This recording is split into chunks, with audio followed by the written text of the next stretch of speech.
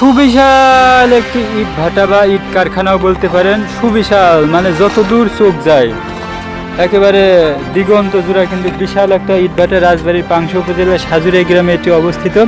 তো আমরা এখন দেখব যে কীভাবে ইট কামলারা ইট বানায় চৌদিকে ভাটা সাজাইয়া মাঝখানে আগুন জ্বালিয়ে দেয়। তো বন্ধুরা, এই মুহূর্তে আমি এখানে এই যে ইট পুরানোর শ্রমিক ভাইরা কিন্তু এখানে খেতে বসেছে। এখানে সারাদিন ধরে তারা কিন্তু সারাদিন রাত 24 ঘন্টায় কিন্তু নাগাদারে কিন্তু দিয়েই থাকে এই কয়লা। তারপরে এখন আমরা দেখব যে এই যে চারিদিকে কিন্তু ছোটো ছোটো কাঁচা ইট আছে, ঠিক আছে। এই কাঁচা ইট বানায়া ইটটা শুকিয়ে তারপরে কিন্তু খামাল দিছে বা সাজিয়ে রাখছে।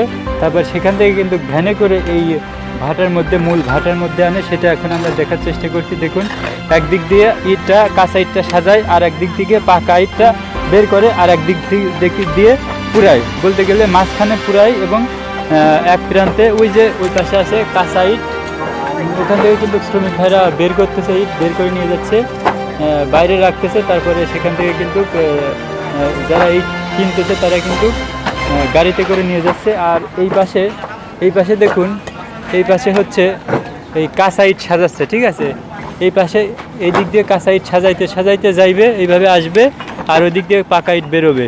আর এখান থেকে এই যে ইটটা যেখানে পুরায় এই পুরানোটাও এরকম ঘুরবে, ঠিক আছে। একদিক থেকে ইটটা কাঁচা ইট সাজাবে, একদিক থেকে পাকা ইট বেরোবে আর একদিক থেকে পুরাবে, মানে মাঝখানে পুরাতে থাকবে। মাঝখানে অবস্থানটা মাঝখানেই থেকে যায় বলতে গেলে, যতই ঘুরুক আর কি, এরকম কিন্তু রাউন্ডের পর রাউন্ড দিতে থাকে।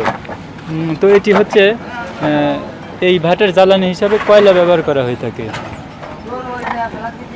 তো এখানে কিন্তু প্রতি বছর প্রায় 1 কোটির কাছাকাছি ইট উৎপাদন করা হয়ে থাকে।